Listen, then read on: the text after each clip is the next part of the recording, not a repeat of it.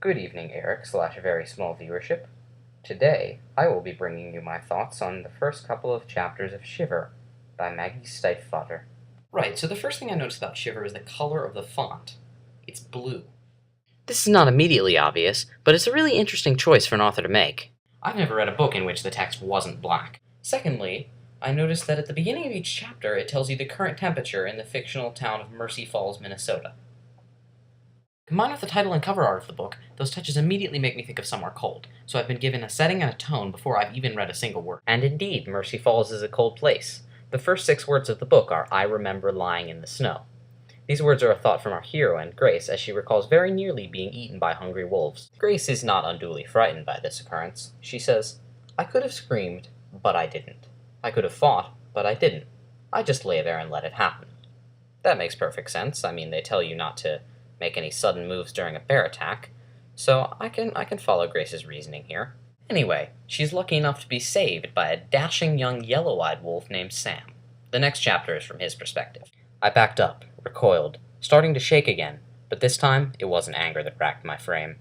Her eyes on my eyes, her blood on my face. I was tearing apart, inside and outside. Her life. My life. The pack fell back from me, wary. They growled at me, no longer one of them, and they snarled over their prey.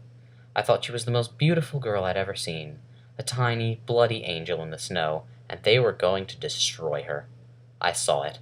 I saw her in a way I'd never seen anything before, and I stopped it.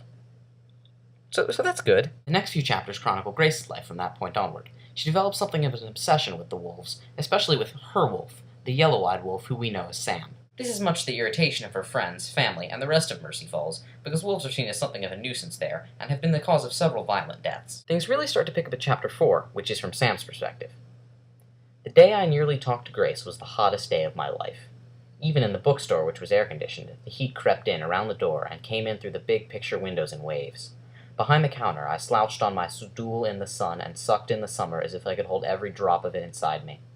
As the hours crept by, the afternoon sunlight bleached all the books on the shelves to pale, gilded versions of themselves and warmed up the paper and ink inside the covers so that the smell of unread words hung in the air. This is what I loved when I was human.